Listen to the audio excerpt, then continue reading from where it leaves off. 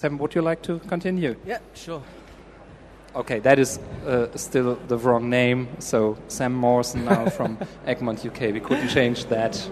You'll have to bear with me. I first saw these slides about 2 hours ago, so, I'm not overly familiar, I have to admit. So as Christian said, I actually work for Egmont UK. Egmont UK and were the people who actually set up the PREPS database.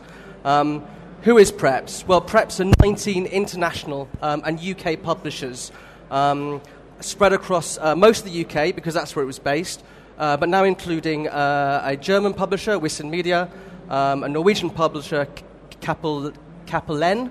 Sorry, my Norwegian isn't all that good, and an American publisher who is McGraw-Hill. So it's an expanding database across the whole of the international publishing industry. So why did the initial members of PREPS, there were 10 initial members, get together? It's because there was a shared concern and a shared challenge within that concern, and that was about illegally harvested or high conservation value forests in our supply chains. As many people know, there's a lack of certified paper available. We would all love all of our papers to be FSC, but if you're like Egmont UK and you use 108 papers, it's actually very difficult to find the right amount of papers to fulfill your needs.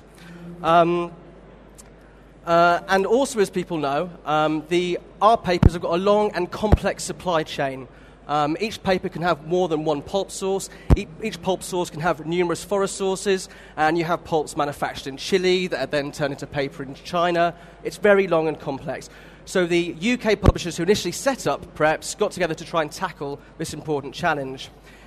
The forum has also developed an understanding of wider sustainability issues. And the tool, which I'll demonstrate to you or show to you a bit later, allows members to make informed purchasing decisions. This isn't an NGO. PREPS is not an NGO. There is not a standard, an environmental standard that suppliers and that publishers have got to sign up to.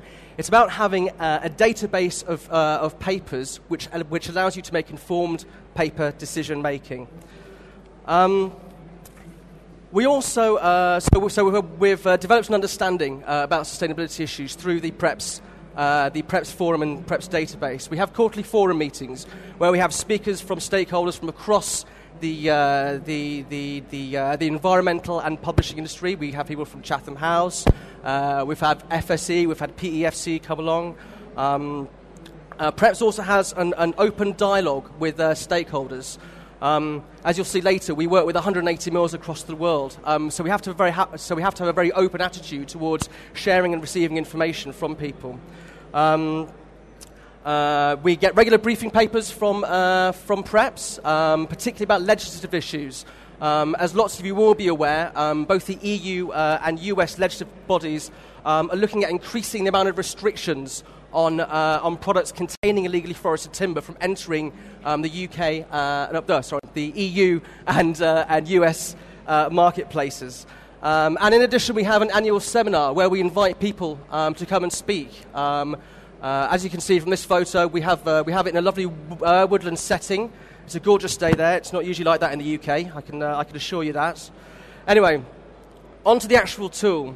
Like I just said before, the tool PREPS is engaged with 180 mills from across the world, and it contains over 5,000 papers.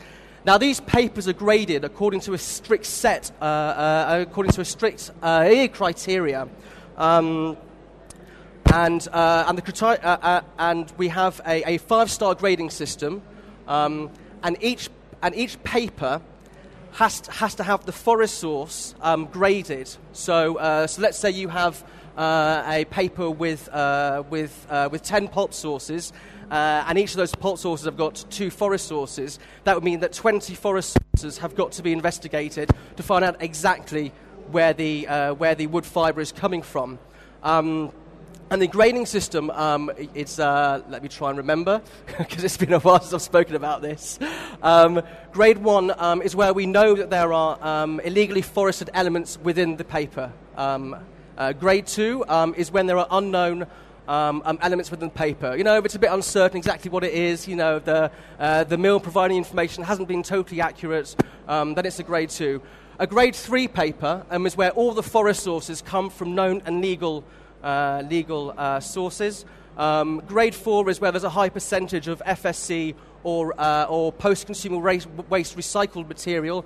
And grade 5, our top grade, is FSC certified paper and paper containing at least 90% post-consumer waste recycled material. And the remaining 10% has to come from third-party verified sources. So that's our top grade, grade 5. I don't know what the next slide is, actually. Oh, yes. This is a lovely map showing where all the mills are located around the world that PREPS are engaged with and have paper information from. So you can come on afterwards. Neil Everett is here from PREPS, so he'll take over. Do you want to come along now? I'm sorry, so sorry. I've had the journey from hell to get here. I apologise, everybody. That is the mills that we deal with. We deal with 185 mills in about 30 different locations around the world, as you can see. So Sam has talked to you about the kind of the beginnings of PREPS, if you like, when we were looking at forest sources. We've actually, last year we conducted our first stakeholder survey where we went out to all the key stakeholders, mills, environmental NGOs, forest certification schemes, printers, members, non-members, and we asked them what else we thought, they thought that we should be looking at in terms of PREPS and sustainability in the paper sourcing. And the overwhelming kind of feedback that we got, there were two things we should be looking at, and there were two things that were of interest to our members. One of those things was carbon, so climate change impacts, and the other thing was water. And so since then we've been working on developing a carbon aspect to the PREPS tool, and we've now started to gather carbon at the mill process level. So now we're looking at how many tons of CO2 are emitted during the mill process and the pulp making process per ton of paper at each mill. We are going through a consultation period right now on water, and we're talking to organisations like CEPI, the Confederation of European Paper Industries, and a body in the US that is representing or leading the investigation into how to look at water for US mills, called the NCASI. I cannot remember for the life of me what that stands for. But that organisation is helping us to, and CEPI are helping us to look at how we might look at water in the supply chain. And the things that we're going to end up doing, I think, is looking at water consumption. So that's water consumption at the mill level again, and also at the pulp level, and mapping that against water scarcity. So to see if there is a high water usage at a mill, how relevant is that compared with where that mill is actually located. So I'm just going to summarise now and hand over. So PREPS is an industry-led initiative. It has two aspects. One is to develop understanding of the industry, the 19 members, and we do that through the forum and the seminar and through our briefing papers and our engagement with outside parties. And the second aspect, and the key aspect, I suppose, is the tool itself. And the tool is there to help members understand what is in their supply chain and to then make the decisions as to what papers they decide to use in their supply chain. So it's about making informed buying decisions. We engage with 180 mills, and at the moment we have about 5,000 papers in the database that are graded and are updated annually. And the system, the tool itself, holds technical information that's fully searchable, forest source information, process CO2 at the mill level now, and it will do, probably at the end of this month, we'll have concluded the consultation and we'll be starting to gather water consumption. Okay, thank you.